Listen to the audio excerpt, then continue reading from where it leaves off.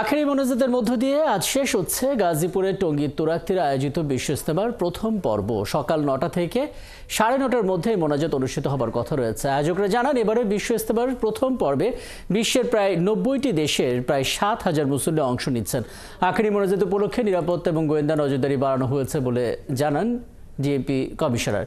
এদিকে ইজতেমা এলাকায় ময়দানের চারপাশে শনিবার মধ্যরাত থেকেই গণপরিবহন চলাচলে নিষেধাজ্ঞা আরোপ করা হয়েছে। আখেরি মোনাজাত শেষ না হওয়া পর্যন্ত যানবাহন চলাচল নিয়ন্ত্রণ করা হবে। ওদিকে আখেরি মোনাজাতে অংশগ্রহণকারী এবং ইজতেমা শেষে বাড়ি ফেরা মুসল্লিদের যাতায়াতের সুবিধার জন্য ৯টি বিশেষ ট্রেনের ব্যবস্থা করেছে রেলওয়ে বিভাগ। একই সঙ্গে রাখা হয়েছে বাড়তি বাসের ব্যবস্থা। দর্শক, এরই মধ্যে মোনাজাতে অংশ নিতে দেশ এবং দেশের বাইরে থেকেও টঙ্গীর তুরাগতীরে ভিড় করেছেন ধর্মপ্রাণ মুসল্লিরা। আমাদের সহকর্মীরা খবর রাখছেন। সহকর্মী মোহন ইসলাম যুক্ত হচ্ছেন বিশ্ব ইজতেমা প্রাঙ্গণ থেকে। মোহন, শেষের একেবারে মুহূর্ত, একটু পরেই ৯টার দিকেই আখেরি মোনাজাত শুরু হয়ে যাবে বলা হচ্ছে, ৯টা থেকে ৯:৩০টার মধ্যে। কাজে নিশ্চয়ই মুসল্লিরা শেষ সময়েও ভিড় করছেন।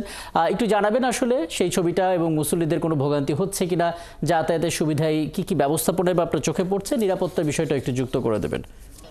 রাকিব, আপনি জানেন যে আজকে বিশ্ব ইজতেমার প্রথম পর্বের আজকে আখেরি মোনাজাতের দিন, এবং আপনি যেমনটা জিজ্ঞেস করছিলেন আসলে ভোগান্তির বিষয়টা বাংলাদেশ সরকার থেকে যে ব্যবস্থা নেওয়া হয়, অর্থাৎ রেলওয়ে থেকে ৯ জোড়া ট্রেন দেওয়া হয়েছে এবং বিভিন্ন ধরনের বাস সার্ভিস চালু করা হয়েছে। সেই তুলনায় আসলে মুসল্লিদের সংখ্যা অনেক বেশি হওয়ায় যোগাযোগ ব্যবস্থার বা তাদের আসা যাওয়ার ক্ষেত্রে একটু ভোগান্তি থেকেই যায়। যে পরিমাণ আপনার যানবাহন দেওয়া হয় সেই পরিমাণ আপনার তার থেকে অধিক পরিমাণ মুসল্লি হওয়ার কারণে সেই সমস্যাটা আপনার বরাবরই থাকে। আমি আপনাকে একটু যদি জানাই যে আজ সকাল ৯টার মধ্যে কিন্তু আপনার যে আখেরি মোনাজাত, সে আখেরি মোনাজাত হওয়ার কথা রয়েছে। সে আখেরি মোনাজাত পাঠ করবেন মাওলানা জুবায়ের। এই মুহূর্তে আপনারা এখানে যে অবস্থা, এই হেদায়েতের বয়ান হচ্ছে, যারা আপনার এই ইজতেমা শেষ করে চিল্লা বা ৩ চিল্লার জন্য জামাতে বের হবেন বা তারা জামাতে গিয়ে কি আমল করবেন, এবং মহল্লা থেকে এখন যারা ফিরে যাচ্ছেন এবং তারা নিজ এলাকায় কি আমল করবে এবং সেই বিষয়ে দিক নির্দেশনামূলক বক্তব্য দিচ্ছেন। সেই বক্তব্য রাখছেন ভারতের মাওলানা আব্দুর রহমান, যার তর্জমা করছেন মাওলানা আব্দুল মতিন। এই বয়ানের পরেই আসলে ভারতের মাওলানা ইব্রাহিম দেওলা, তিনি নসিহতমূলক কিছু কথা বলবেন, যার তর্জমা করবেন মাওলানা জুবায়ের সাহেব, এবং এরপরেই কিন্তু মাওলানা জুবায়ের আখেরি মোনাজাতের মধ্য দিয়ে প্রথম পর্বের ইজতেমা শেষ করবেন, এবং সকাল ৯টার মধ্যেই বা তার কিছু সময় পর সেই ধরনের দিক নির্দেশনা রয়েছে, তিনি আখেরি মোনাজাত পাঠ করবেন। এখানে যারা মুসল্লি রয়েছে, আমরা একটু তাদের সাথে কথা বলবো, তাদের মুখ থেকে জানবো তাদের এই আজকে যে আখেরি মোনাজাত, সেই মোনাজাতে তারা আল্লাহর কাছে কি চাইবেন, দেশ জাতির জন্য কি চাইবেন, কিংবা আসা যাওয়ার পথে কি ধরনের ভোগান্তি হয়েছিল। আপনি যদি আমাদেরকে একটু জানান যে আজকে আখেরি মোনাজাতে আপনাদের মোনাজাতের বড় অংশটুকু আসলে কি নিয়ে, আপনারা কি বিষয়গুলো কি থাকবে, এবং এই যে আসা যাওয়ার মধ্যে মুসল্লিদের কতটুকু ভোগান্তি হচ্ছে। আলহামদুলিল্লাহ, ইতিমধ্যে আমাদের 2 পর্ব হচ্ছে ওলামায়ে কেরামের শুরাই নিজামের মাধ্যমে তত্ত্বাবধানে। তো সেই ক্ষেত্রে আমাদের আসলে আজকের দোয়ার মাধ্যমে, মোনাজাতের মাধ্যমে আজকে রবিবার শেষ হবে আমাদের প্রথম পর্ব। দ্বিতীয় পর্ব 3, 4, 5 শুরু হবে। তো আসলে আমাদের আল্লাহর কাছে চাওয়া যে উম্মতি মুহাম্মাদিকে আল্লাহ তাআলা যেন এই দাওয়াত ও তাবলীগের মাধ্যমে, এই দোয়ার মাধ্যমে সকলকে আল্লাহ তাআলা ক্ষমা করে দেয়, এবং সমস্ত মানুষ যেন ইসলাহ হতে পারে, পরিবর্তন হতে পারে, এবং নিজের ইসলাহের জন্য এখানে আসা, আল্লাহর জন্য সকলে আসে। সকল উম্মতের জন্য, তামাম পৃথিবীর সকল মুমিন মুসলমানদের জন্য দোয়া হবে, মুর্দাগানদের জন্য দোয়া হবে। এটা আমাদের চাওয়া যে সকল মানুষ সুন্দরভাবে চলতে পারে এবং সমৃদ্ধ নিয়ে চলতে পারে। পৃথিবীতে এই দাওয়াতের কাজ যেন সব দেশে ছড়ায় পড়ে, এজন্যই মূলত আমাদের এই ইজতেমার আয়োজন, এবং এখান থেকে বেশি আল্লাহ রাস্তায় খুরুজ হইতে পারে, এজন্যই আয়োজন।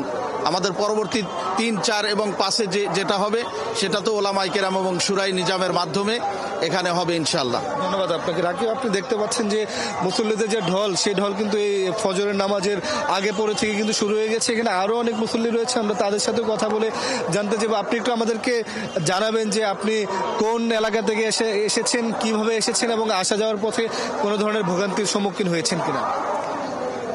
আলহামদুলিল্লাহ, আসলে আমি ময়মনসিংহ বালুকা 11 আসন থেকে এসেছি। আওয়ার পথে ইনশাল্লাহ ভালোই এসেছি।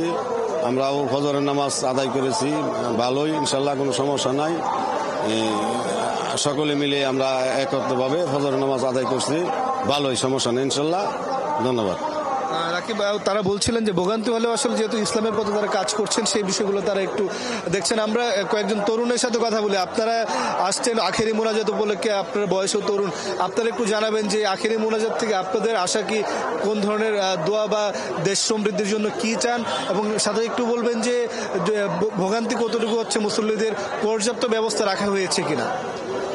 ইনশাল্লাহ এখানে অনেক কিছু ব্যবস্থা রাখা হয়েছে, অনেক দূর দূরান্ত থেকে লোক আসছে। প্রতি বছরে আমরা আসি এখানে, আলহামদুলিল্লাহ সামনেবারও আসা হবে। রাকিব, এখানে আসলে বিভিন্ন বয়সের লোকজন আসছেন। আমরা যদি একজন বয়সুদ্ধ মানুষের সাথে কথা বলি, আপনি আপনার সাথে একটু কথা বলতে চাই। আপনি একটু আমাদেরকে জানাবেন যে আপনি চোখে দেখতে পান না, তারপরে এই আখেরি মোনাজাতে অংশ নিয়েছেন। একটু জানাবেন যে আসলে আখেরি মোনাজাতের দোয়ায় কি চাইবেন, বা আসলে দেশের জন্য কতটুকু চাওয়া রয়েছে আপনাদের। আমাদের জন্য, দেশের জন্য চাওয়া রয়েছে, দেশ যেন যে বিগত যা হয়েছে তা তো ঠিক আছে, সামনে যেন আমরা ভালো করে চলতে পারি, এবং আল্লাহ তাআলা যেন আমাদেরকে দুনিয়া এবং আখেরাতের জন্য কামিয়াব দান করেন, এটাই আমরা চাই। এবং আরো কিছু মুসল্লির সাথে কথা বলতে চাই। আপনি যদি একটু জানান যে আপনি কোন জায়গা থেকে এসেছেন, আসা যাওয়ার পথ আসলে কতটুকু আপনাদের জন্য ভোগান্তি মুক্ত ছিল, কি ধরনের ব্যবস্থা রাখা হয়েছে। গাজীপুর জেলায় থাকি, তো আমি মীরাবাজার থাকি, এখান থেকে আসতাম, আর বেশি কোনো ভোগ হয় নাই, তা আমি অতি তাড়াতাড়ি আসতে পারছি। সকাল 6টা বাজে রওনা দিচ্ছি, আমি ওখানে আসি, এখানে হেঁটে এসেছেন নাকি কোনো যানবাহন? না, আমাদের মানে অটো ছিল, অটোতে আমরা আসছি এখান পর্যন্ত। ধন্যবাদ আপনাকে রাকিব। আমরা আরো কিছু মুসল্লির সাথে কথা বলে জানার চেষ্টা করব তাদের থেকে। আপনার সাথে একটু কথা বলতে চাই, আপনি কোন জায়গা থেকে এসেছেন এবং আপনাদের আসা যাওয়ার পথে কোনো ধরনের ভোগান্তি ছিল কিনা, পাশাপাশি জানাবেন যে আখেরি মোনাজাত থেকে আপনাদের আসলে কি প্রত্যাশা, আপনারা যারা মুসল্লি রয়েছেন আপনারা কি জানতে চান বা কতটুকু পেতে পারেন সেই দোয়ার মাধ্যমে। জি, আমি আসতেছি মোবাইল থেকে, আসা যাওয়ার ইনশাল্লাহ কোনো সমস্যা হয় না। আসছি যে আল্লাহর কাছে মাফ চাওয়ার জন্য, বিশ্ব ইজতেমায় যেন আল্লাহ সবাইকে মাফ করে, এবং আখিরি মোনাজাতে অংশগ্রহণ করার জন্য আসছি।